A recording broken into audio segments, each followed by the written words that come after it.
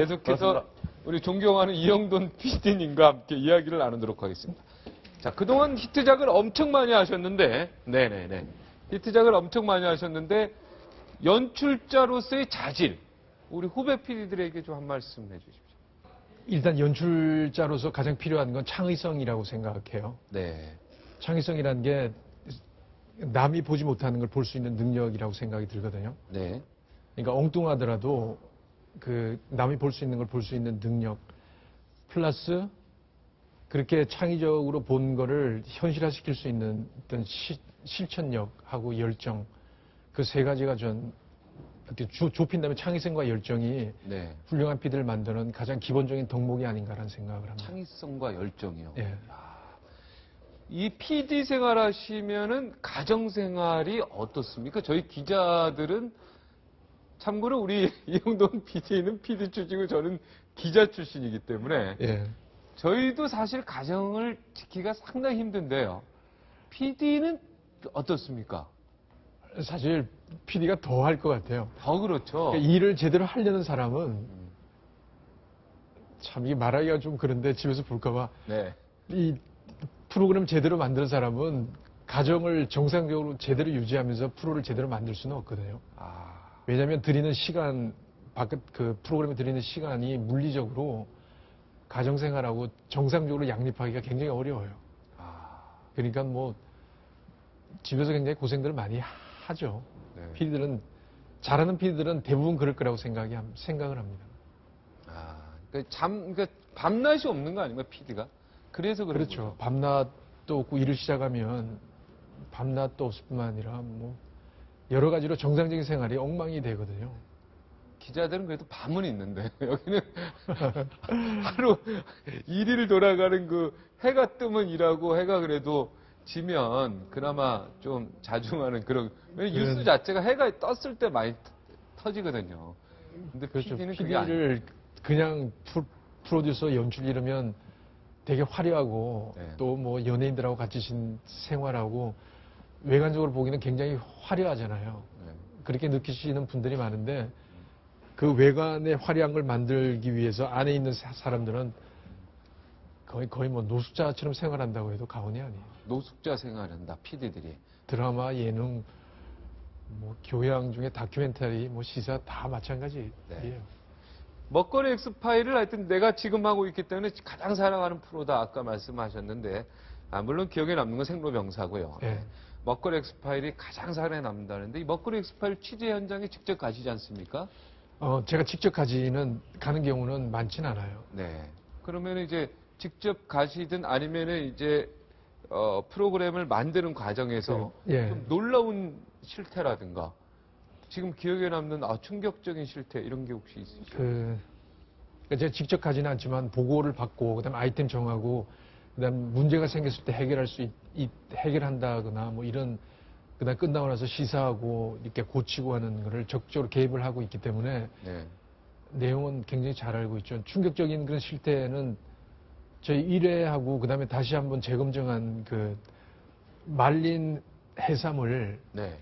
저희 뭐 많은 중국집이 그렇게 사용하고 있을 거라고 아직도 생각이 안 돼. 말린 해삼을 그 정상 크기로 늘리는 과정에 네. 그걸 양잿물로 불리거든요. 네. 그러면 15배 정도 크기가 커지는데 그러니까 저희가 흔히 먹는 그 음식에 들어있는 해삼은 그런 형태입니다. 양잿물로 불린 그게 양잿물이 비눗물이죠? 아닌가요? 그렇죠. 가성소다. 네. 뭐 비눗물로 이전에 빨래 삶고 하는 데 썼었죠. 네네. 강알칼리성인데 그걸로 불리면 흡수성이 있어서 빠른 시간에 빨리 불어요. 그러니까 태국이나 이런 데서 잡히면 해삼이 뭐 이 정도 되거든요. 네. 근데 그거를 생물로 가져들어 곤란하기는 곤란합니다. 그래서 말리면 이 정도로 줄어들어요. 네. 그걸 다시 먹기 위해서는 불려야 되는데 불리면 이 정도로 물 불린다 일주일 정도가 걸린다고 하면 양잿물을 넣으면 이 정도로 커지면서 한 3, 4일, 이틀 정도 만에 다시 보통 때보다 한 3, 40%가 더 커지거든요. 네. 그거를 저희 잘라서 음식 만드는데, 특히 중국 음식 만드는 데서 먹고 있는 거죠. 네. 그걸 봤을 때 굉장히 충격적이었고요. 그 이후로 중국 음식은 못 드시겠습니다. 해삼은 건져놓고 먹든지 해삼 들어있으면 잘 안 먹습니다. 해삼이 들어있으면 잘 안 먹는다. 예. 예.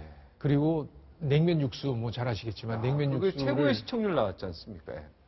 예, 냉면 육수를 저도 국물째 뭐 거의 다 마셨거든요, 지금까지는. 네, 저도 지금 그러고 있는데요.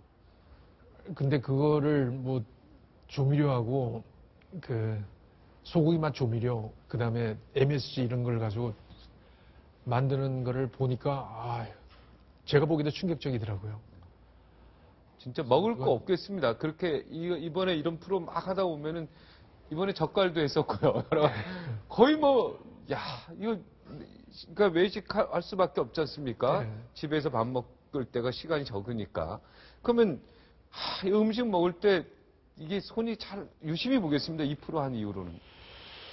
그런 셈이죠. 근데 되도록이면 신경 안 쓰고 그냥 이렇게 저렇게 먹어가지고 몸속에서 이게 조화롭게 소화 흡수되도록 하려고 노력하고 있어요. 단지 그 신선한 재료가 들어간 거 있잖아요. 야채나 이런 부분들을 많이 먹으려고 하죠. 신선한 야채. 그냥 그래서 뭐 섞고 요리하지 않은 야채. 외국분들 만나면 그렇게 고발하고 나서 당신은 뭐 먹냐? 네. 당신 먹는 걸 같이 먹으러 가자. 이런 분들이 꽤 있는데. 맞습니다. 저도 그게 궁금한. 딱이 그렇게 가려 먹는 건 없어요. 네. 그 이후로 그래도 정신적으로는 스트레스 많이 받으시겠네요. 이렇게 음식을 보면. 굉장히 받죠. 근데 뭐 저보다는 음식점 하시는 분들이 더 많이 받을 것 같아서 네. 제가 받는 충격은 크다고 생각은 안 합니다. 음식점에서 우리 이영돈 PD 오시면은 야 먹거리 엑스파일 왔다 그래서 특별히 조미료도 안 치고 좀 이렇게 특별히 나오는 경우 혹시 있지 않습니까? 그런 경우가 많죠. 그런 일단 일이 음식점 있죠. 들어가서 주인이나 주방장이 보면 얼굴색부터 변하더라고요. 네. 그래서 뭐 그 다음엔 거기다 더 이상을 넣는지 그 다음에 이상을 안 넣는지는 모르겠지만 네. 신경을 굉장히 많이 쓰시는 거는 확실한 것 같아요. 네. 오늘 점심 때도 식사하는데 그 종업원이 보더니 뭐 얼굴색이 다 바뀌어가지고 네. 짬뽕을 가져왔는데 짬뽕을 제대로 만든 짬뽕인 것 같거든요. 네.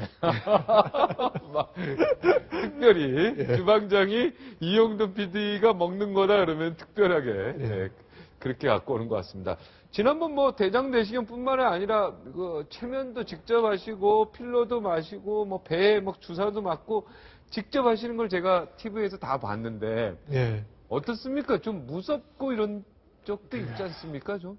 그러니까 제가 이전에 생로병사의 비밀이 그 시청자분들한테 어떤 트렌드를 만들고 건강에 대한 어떤 트렌드를 만들고 한 거에도 이익을 했지만 실제로 제작하는 방식에도 이익을 했어요. 그게 뭐냐면 일단 실증적으로 실험 같은 걸 통해서 뭐가 문제가 있는지 뭐가 좋은지를 실험을 통해서 보여줬거든요. 네.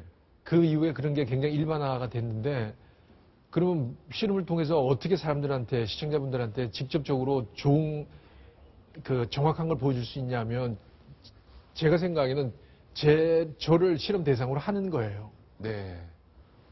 뭐 그렇게 해서 사실 저는 제 몸을 바치는 거죠. 이게 보기에 뭐 약간 우습기도 하고 저도 이게 막 이상은 한데 네. 저는 그게 가장 확실한 방법이라고 생각을 하거든요. 그래서 뭐 체면을 직접 해보기도 하고 주사도 맞기도 하고 담배를 펴서 혈관이 어떻게 줄어드는지도 직접 보여주기도 하고 네. 그다음에 무덤 속에 들어가기도 하고 뭐 이런저런 갖가지 할 수 있는 거는 프로그램에서 필요한 할 수 있는 건 수단과 방법을 가리지 않고 다 해요.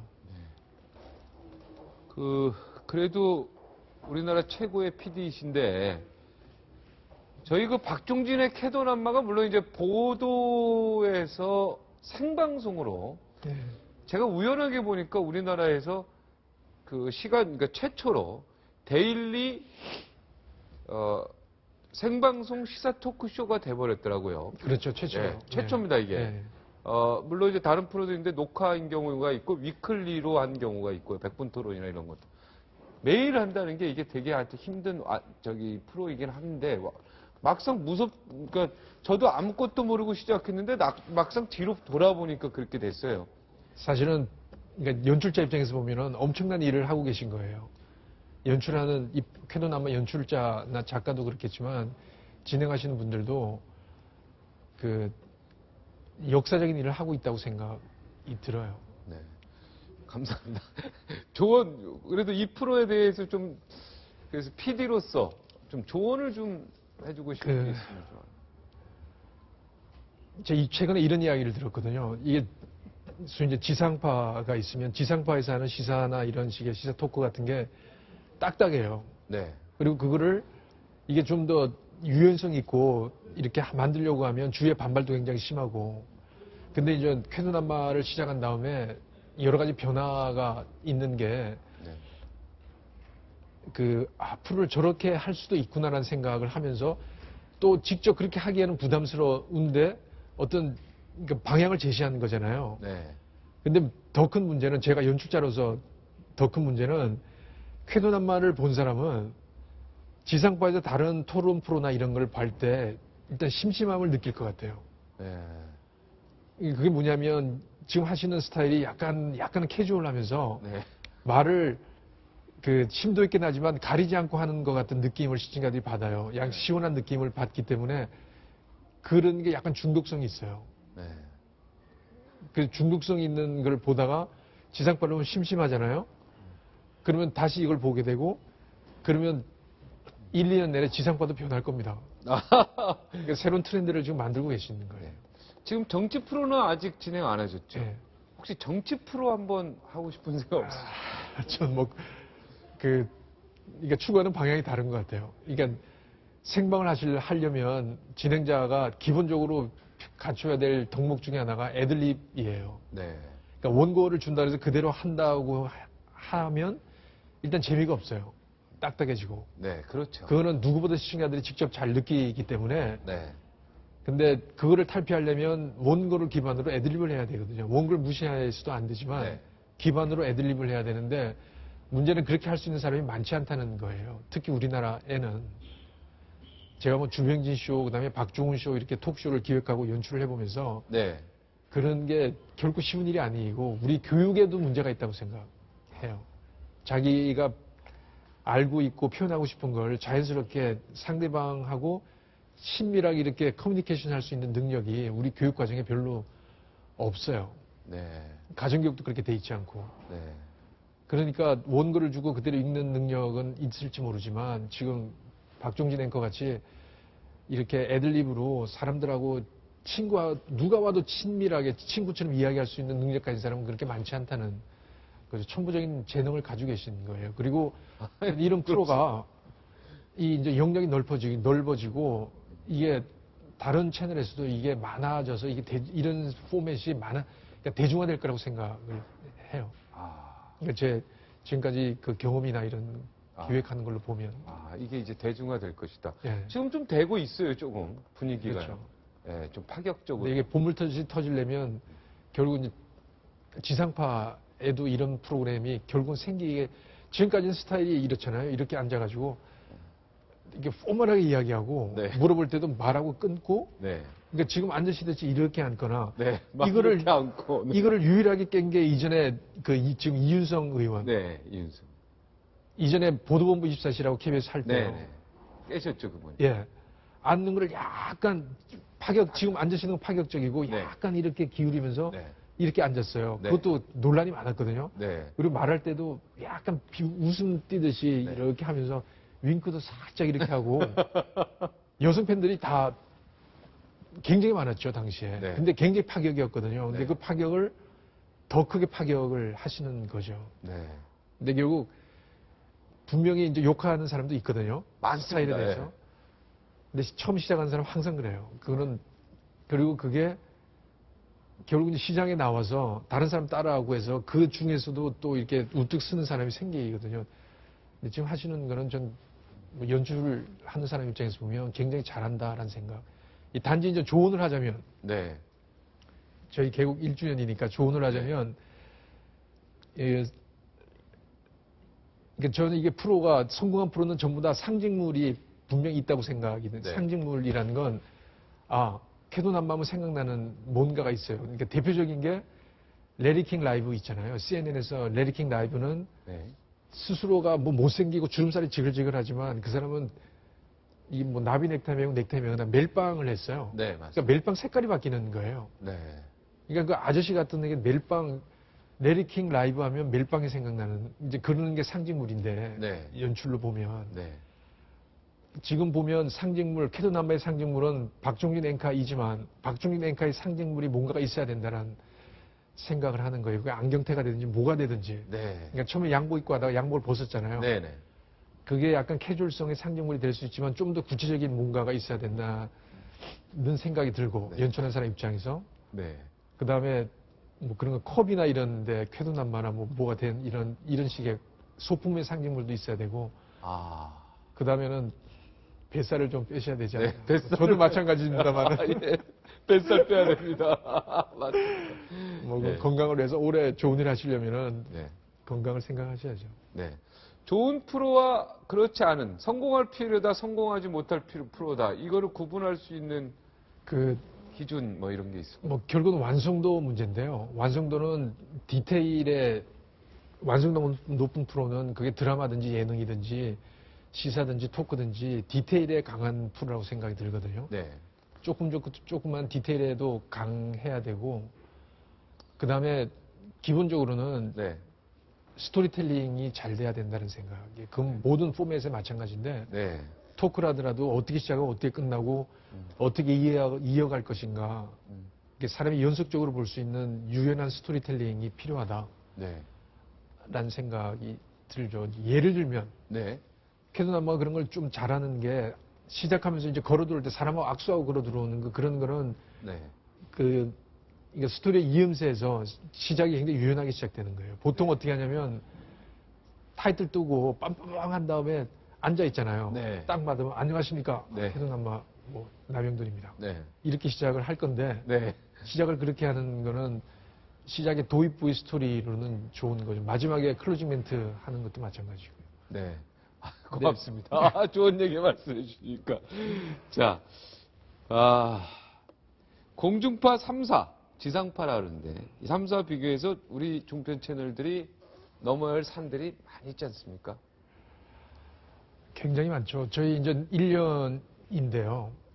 처음에 시작했을 때하고 지금 1년이 된 지금 시점을 보면 굉장히 많이 변했습니다. 엄청난 변화가 있어. 시청률 측면에서도 그렇고 네. 인지도의 측면에서도 그렇고 또 저희 채널A 같으면 사실 대표적인 쾌도남마나 먹그렉스박이나 이제 만들어 갑니다 같이 이것도 사실 채널A의 상징물이거든요. 예.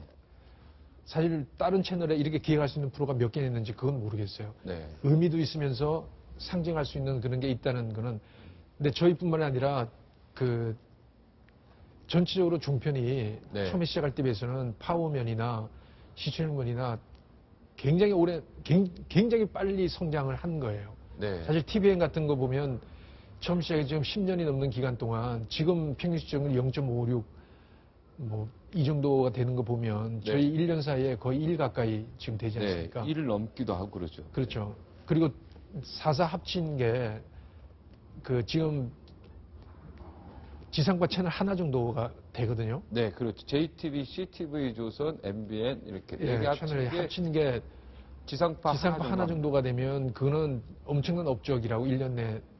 전 내년 초반 그리고 내년 하반 지나면 내년 하반기 되면 내년에는 전체로 1은 평균 시청률 1은 다 넘어갈 것 같고요. 네.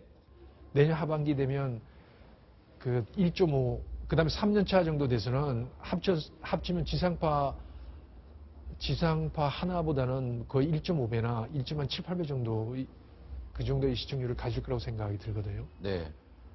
그렇게 되면 지상파하고 정상적인 경쟁이 가능하고 그러면 그렇게 돼서 뭐 종피만 좋아지냐? 전 그런 건 아니고 네.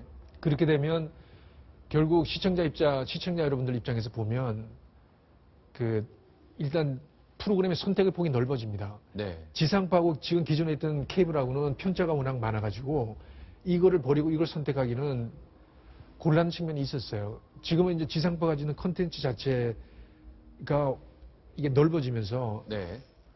재미있고 그다음에 의미 있고 그런 프로를 선택할 수 있는 게 많아지게 될 거라고 생각이 들어요. 네. 지금 이미 그렇게 되고 그다음에 그 이미 트렌드나 이런 게 지상파에서도 지금 중편하는 프로그램의 영향을 받고 있거든요. 네. 그래서 결국은 이게 지상파 지금 현재는 뭐 종편끼리 경쟁해서 내년 하반기 그다음에 3년 차 되면 2014년 들어가면 결국 지상파하고 종편하고 이 경쟁이 되면서 네. 그때는 본격적으로 그 양질의 다양한 프로를 시청자분들이 즐길 수 있는 게 되지 않을까. 근데 그거는 3년 만에 그렇게 될 수 있다는 건, 그 뭐 세계 어디에도 유례가 없을 것 같고요. 그 엄청난 매스컴 역사에서도 엄청난 일이라고 생각이 듭니다. 물론 거기에는 종사하는 우리들이 굉장히 더 열심히 뛰어야 되겠지만, 그렇게 될 가능성은 충분히 높다고 생각이 들어요. 재방을 많이 줄이는 연습도 좀 해야 될 것 같아요.